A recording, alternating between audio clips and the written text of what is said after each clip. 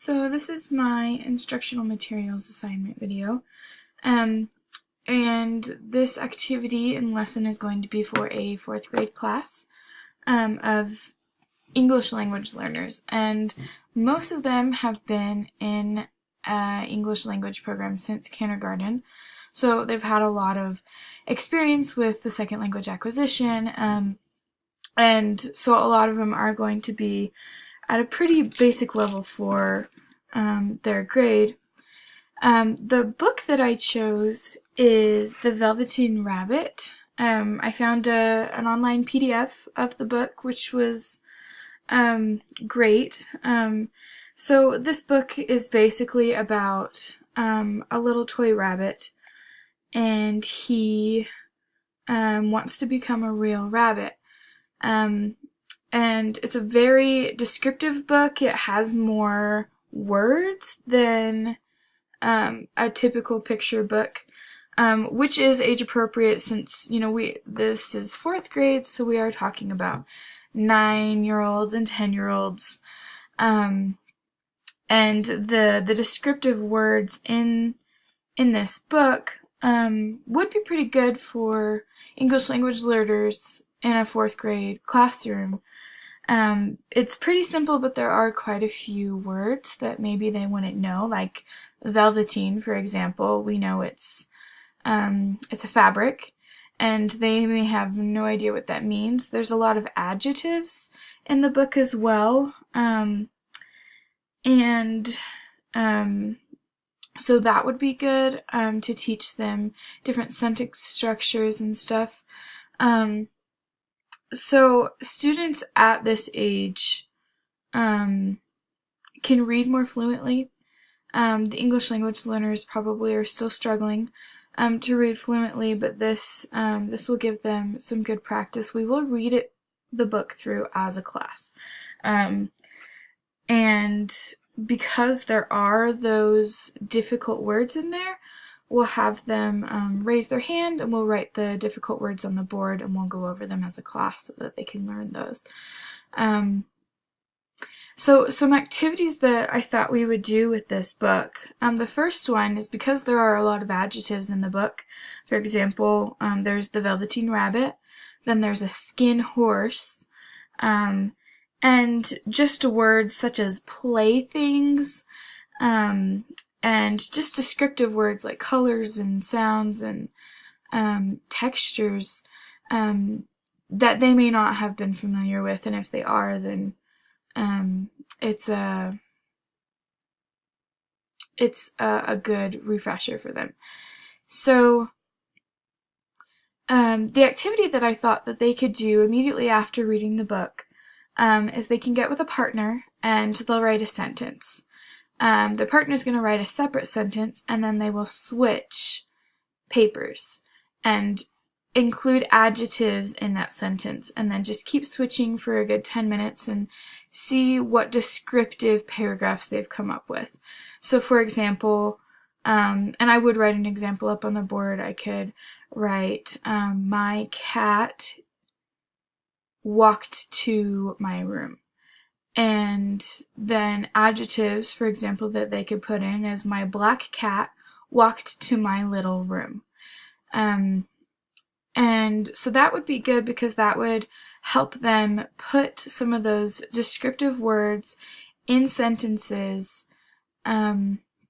just like they read in the book. And then that partner will help them interact as they're putting this into practice. Which I think is good, because we learn from Vygotsky's social cultural theory that it is really dependent upon face-to-face interaction, and that it's that social engagement that really helps them to learn and to really remember their materials, especially in language development. That face-to-face interaction is really critical. The second activity that I thought would be good is having them do something a little more personal, to draw a picture on a large piece of paper or even a poster board of their favorite childhood activity or their favorite toy. and this will give them another modality other than writing to express their language development. And then once they've completed these drawings, they'll go up and have 2 to 3 minutes to explain orally what they drew, so that gives them those descriptive words again, and why they drew it, why it's their favorite. And so both of these activities together, I feel like, combine the written and the oral aspect of language that they need to be developing. And so I already mentioned that this goes along with the sociocultural theory of that interaction. It also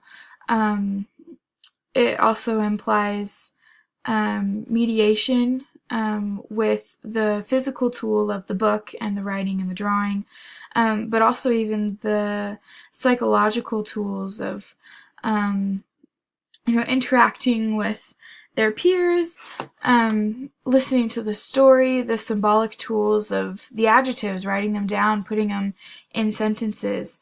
And it also relates to, I think, Peinemann, I think that's how it's pronounced, his theory on its processing as language develops, and that he said that there were a few different steps that needed to be taken for second language acquisition, or language acquisition in general. And among that first level, it just says words, which implies that word development needs to take place before other things can. And so as they're learning those new words as we're reading the book, that helps them further in their language development so that they can use those words in their sentences and learn the other processes that need to occur for that language development. Some things, as far as the reflection piece of this goes, some things that I think could be difficult for the students are those new words. At age 9 and 10, they're still going to be stumbling over unknown words as they read them. And so I think labeling them as unknown words and letting them know, that's okay, sound it out as best you can, writing it up on the board, helping them define it, helping them even use context clues would really help them not struggle so much with these words. And another thing is adjectives, helping them know what an adjective is, and explaining it to them would be crucial for them in this activity. And separating sentences into different word categories, such as verbs and adjectives and nouns and stuff like that, is something that they would have learned prior to this, but having a refresher would also decrease the difficulty of this activity. So I think that would be important to mention. Benefits of this activity are many. I've already mentioned a few, that they can increase their word knowledge, they get that written communication with that social interaction with their partner, and they get to express their personal interests to the whole class orally, which would be really beneficial because they get that oral practice, but then also socially they get to interact with their peers and let them know who they are and what they like, which is really good to building that classroom community that can also help in the end with these students developing their English language skills, because as they increase their interaction with one another, they will increase their language skills. So that is my project.